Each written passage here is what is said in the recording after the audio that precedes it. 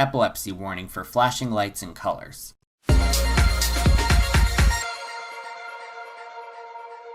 Disturbing isn't usually the word you'd use to describe Disney's theme park rides, but today we're going to delve into some of the most unsettling moments ever to exist on these attractions. This video will be a deep dive into 10 of the most disturbing Disney ride moments ever, with a good splash of nostalgia to boot. And while we're speaking about nostalgia, I want to talk about this video's sponsor, Magic Spoon. You may recognize Magic Spoon for their line of high-protein fueling cereals with the taste you remember as a kid. Plenty of flavors to choose from and perfect for a carb-conscious lifestyle. But Magic Spoon offers even more than cereal. They also offer these incredible cereal treats. With 11 to 12 grams of protein, 1 to 3 grams of net carbs, and just 1 gram of sugar, you get all of the wholesome fuel you need on the go. They come in flavors like double chocolate, chocolate peanut butter, marshmallow, and my personal favorite, this blueberry muffin flavor. Plus, Magic Spoon offers a new line of granola as well. This granola has 13 to 14 grams of protein, as well as 7 to 8 grams of fiber and just 2 grams of sugar. It comes in flavors like peanut butter, mixed berry, or this all-new dark chocolate almond flavor. I used this flavor on a blueberry parfait, and I have to say it was amazing. If you're looking to try Magic Spoon treats and granola, head to my link in the description or use my promo code CRAZY. You'll get $5 off. And you can find Magic Spoon on Amazon or your nearest grocery store. And one of the best parts is Magic Spoon offers a 100% happiness guarantee. So if you don't like your product for any reason, they'll refund your money with no questions asked. Kick off theme park season right and get yourself some Magic Spoon today. Special thanks to Magic Spoon for sponsoring this video. With that said, let's get on with the video. Number 10. Melvin, Buck, and Max on Disneyland's Many Adventures of Winnie the Pooh. Even though they still exist at Disney World, the Country Bears once resided at Disneyland as well. First opening in 1972, the California version of the Country Bear Jamboree was a clone of the original show, featuring the same songs and characters. Eventually, though, the show was closed in 2001 to make room for a new Winnie the Pooh dark ride. The animatronics were gutted and removed, but in an effort to pay tribute to the show, 3 of its characters were placed in the new Pooh ride.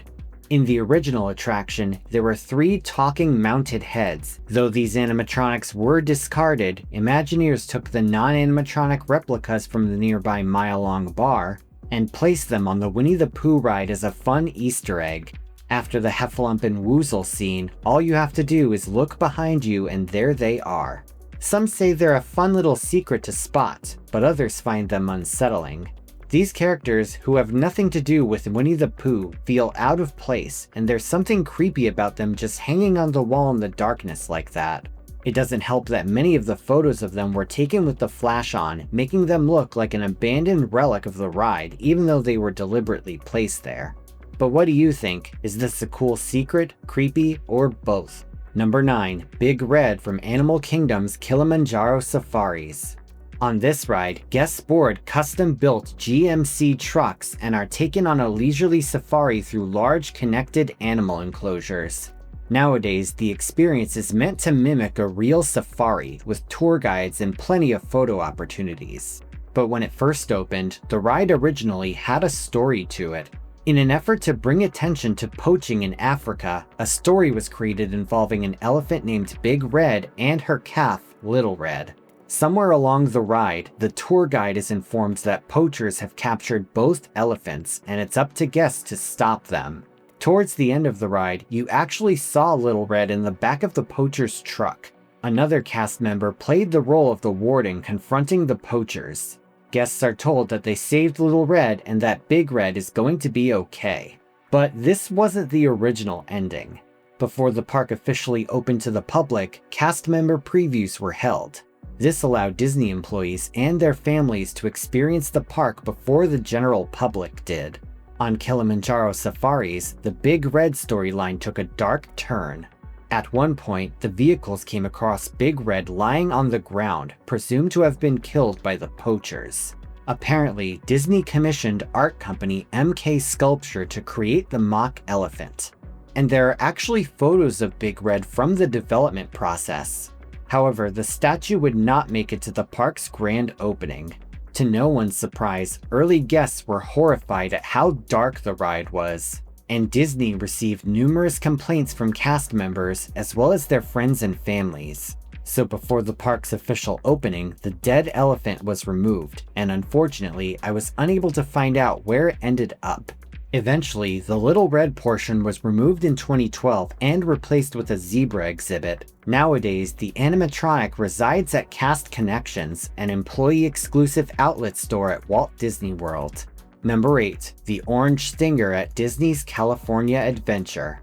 You may be looking at this ride and wondering how on earth it could be disturbing. You may even think it looks pretty cool. Well, unless you have citrus megalophobia, it's not disturbing on the surface, but we'll get into why it was in a bit. The ride was an opening day attraction for California Adventure. Originally built in the park's Paradise Pier area, this ride was just one of many standard amusement rides meant to give the feel of a modern California boardwalk park. The attraction itself was a wave swinger model by German manufacturer Zierer, an extremely common amusement ride. But in keeping with the park's California theme, the ride was originally built inside a giant orange peel. The basic theme was the orange groves of California and the bees that pollinate the blossoms. The ride was decorated with a honeycomb pattern and cartoon bees on the center and peel. Even the seats were decorated to look like bees. So far, there's nothing disturbing about the ride's description at all, but the problem came with its scent. Upon the ride's opening, the smell of oranges was pumped around riders to make them feel like they were actually inside a giant orange. Unfortunately, the scent also happened to attract real bees, which would swarm around the inside of the peel. You know that photoshopped image of the tunnel of bees? Imagine if that concept was a real ride. Now, I have absolutely no problem with bees or wasps, they're very important pollinators, but it's obvious that nobody wants to be swarmed by them. As a result, the orange scent was removed soon after the ride's opening. Still, with or without the scent, the Orange Stinger was considered to be a largely uninteresting ride. The peel obstructed the surrounding view of the park, and it felt like just an average carnival ride in what should be a top-tier Disney park. Eventually, the peel was removed, and the ride was themed as the Silly Symphony Swings. This ride continues to operate to this day. Number 7. The Terrified Clown on Magic Kingdom's It's a Small World. Whether you view this ride as a burst of childhood nostalgia or as a torture chamber with a repetitive song, you can't deny how iconic it is. This slow-moving boat ride takes guests around the world, visiting various countries and locations with their own set of cute and/or creepy dolls. Some would argue that the dolls themselves are already disturbing, and plenty of jokes have been made about them.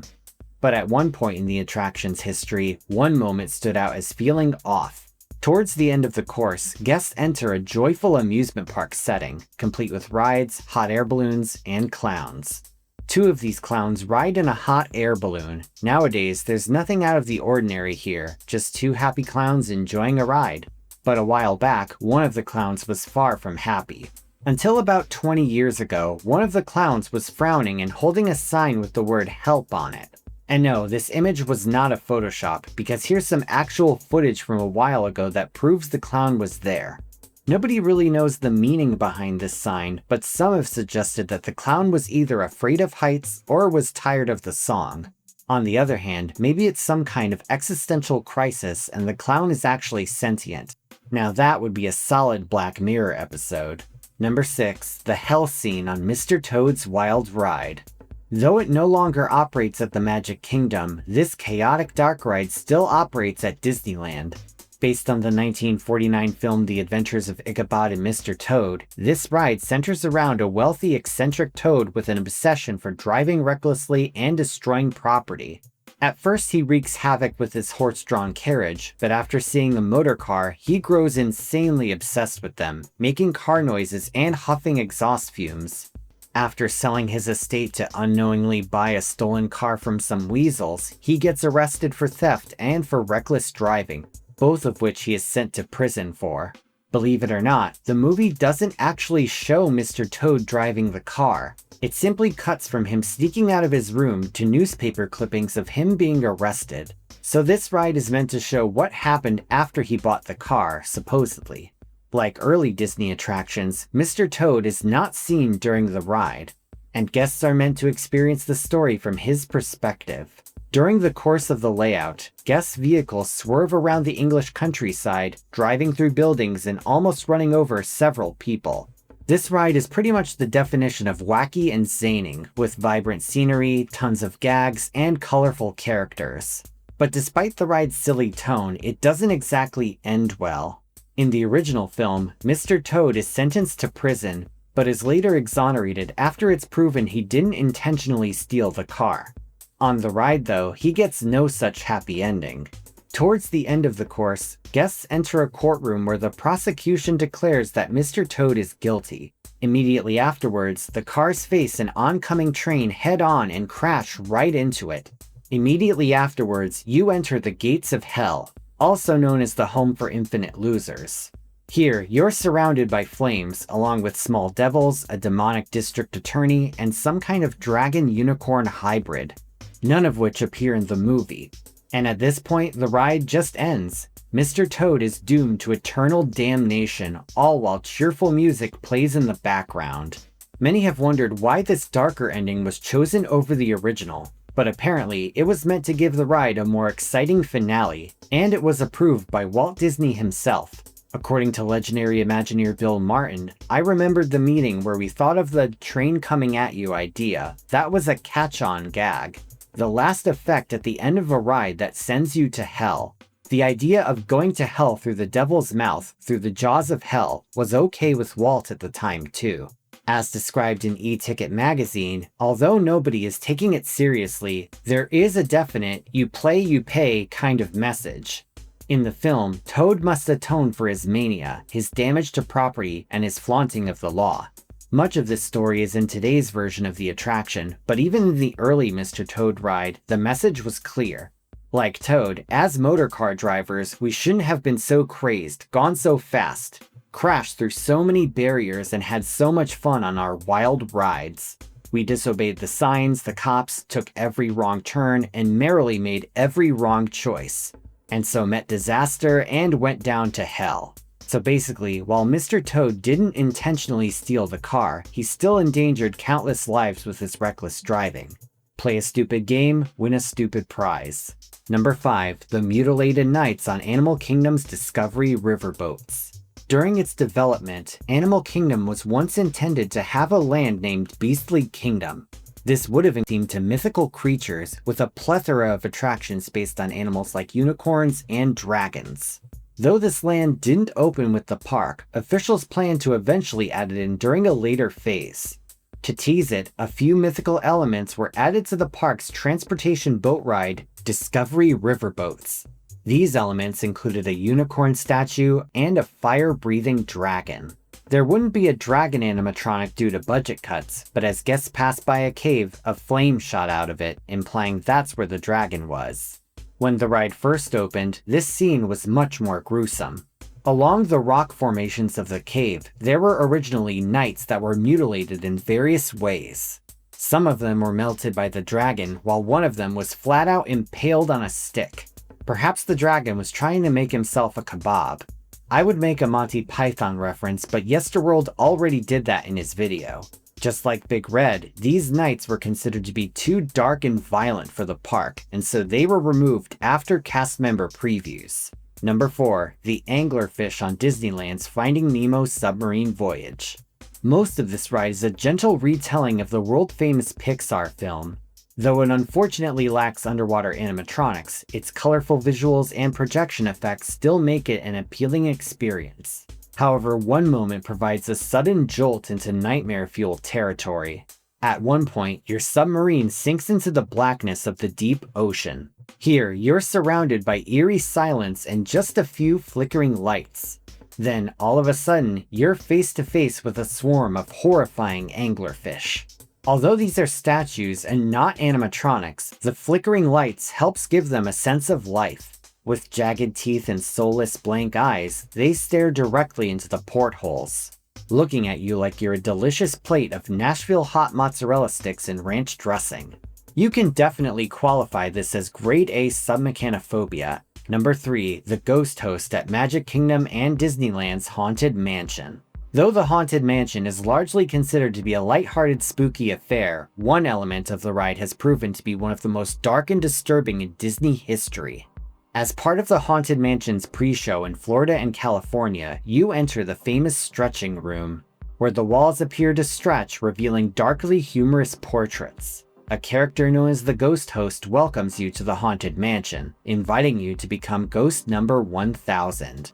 At one point, he says, "Is this haunted room actually stretching? Or is it your imagination? And consider this dismaying observation.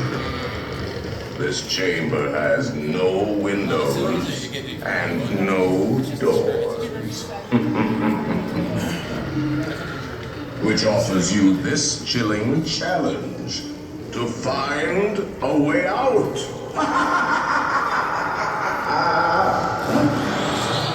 Of course, there's always my way. With that, lightning strikes, and if you look up, you can see the ghost host's supposedly former body dangling from the ceiling. The implication here is extremely dark, so much so that I can't mention it without being demonetized. In recent years, there have been repeated rumors of Disney removing the element due to its sensitive subject matter.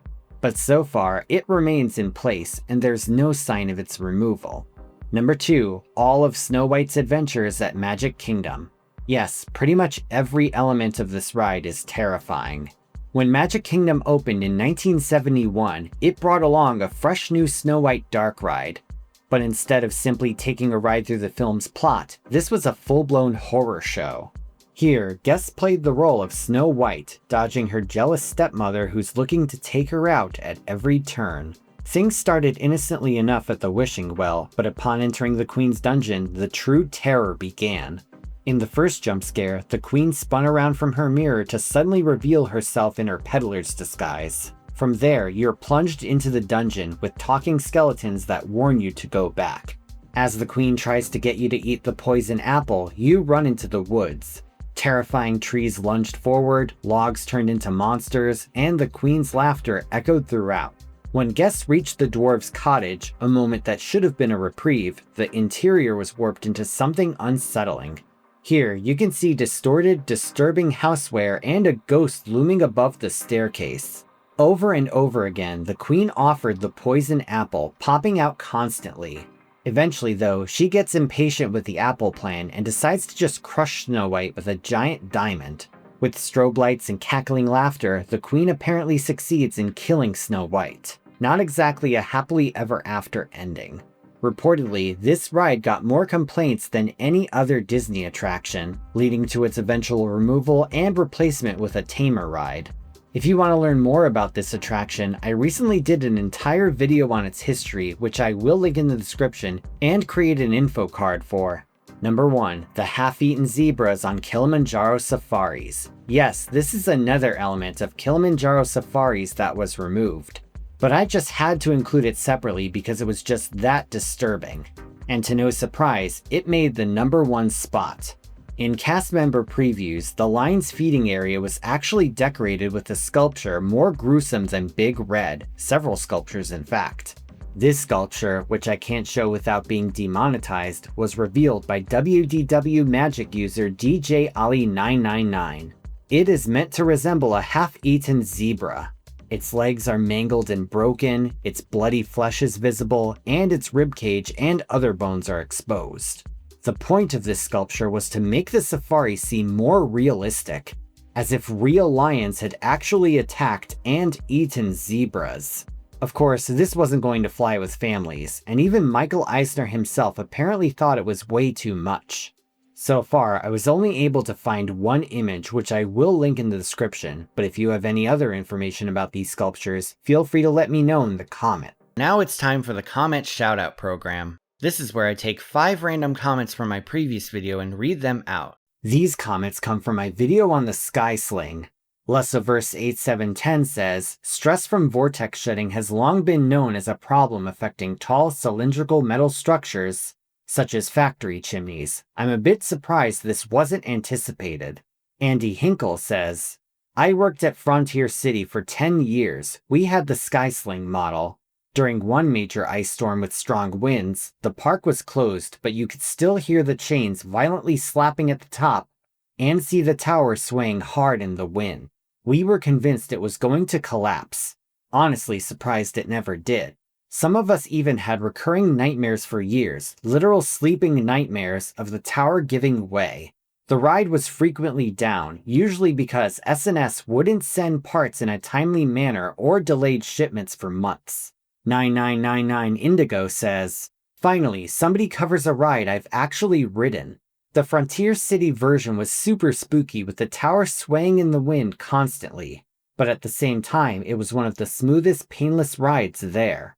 Reaching the top is a core memory, and it was the only time I saw my family afraid of something that I wasn't. Dad and older brother wouldn't even get on, just me and Mom, lol.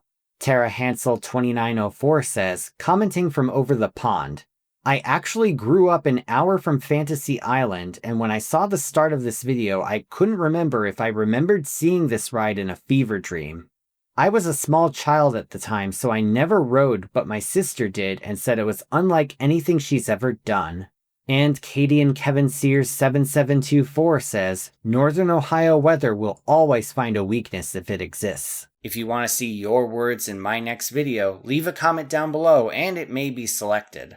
Please note though that inflammatory or spam comments will not be read. Thank you all so much, and I will put a link in the description if you want to support me on Patreon. Thanks for watching everyone. Feel free to like, share, and subscribe. You can follow me on social media on Instagram and Facebook, or you can check out my website at themeparkcrazy.com. And I'm on TikTok. This is Theme Park Crazy, and I'll see you all next time.